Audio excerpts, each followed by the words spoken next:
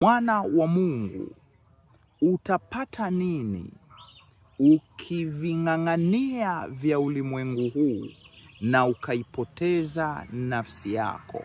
Watu wengi tumekuwa tuko bize sana kwa ajili ya kutafuta fedha na maisha mazuri na kujenga majumba. Mwana wa Mungu, unavyoona majumba mengi mjini, magari mazuri, tunaona maduka mazuri makubwa, makampuni makubwa, wengi wao walioyaanzisha hawapo tena, waliojenga majumba hawapo tena. Sisi ndio tumebaki tunaona kwamba walikuwa ni bora. Lakini Yesu akawauliza wanafunzi wake, je, mtu itamsaidia nini akipata mali za ulimwengu huu na fahari ya dunia hii na heshima, alafu akaipoteza nafsi yake?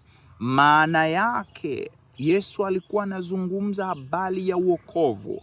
Alikuwa anazungumza kwa habari yetu sisi vijana. Leo tumekuwa bize na tumeuona wokovu ni ushamba. Mwana wa Mungu, wokovu sio ushamba. Ukiacha yote ya duniani, Bwana anakwambia utapata mara 100 duniani na mara 100 mbinguni.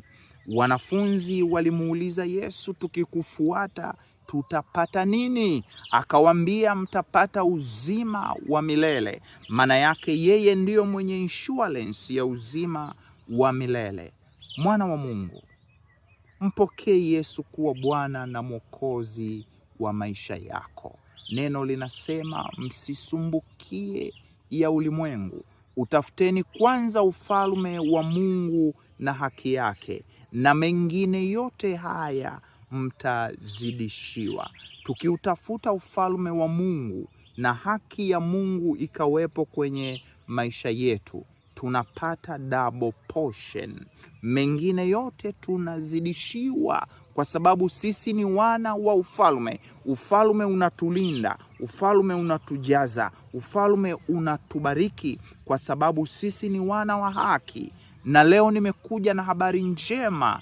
Mpokee Yesu kuwa Bwana na Mwokozi wa maisha yako, ili abadilishe historia yako, abadilishe jina lako baya. Wamekuita kahaba, wamekuita usiyefaa, wamekuita kibaka, wamekuita teja, wamekuita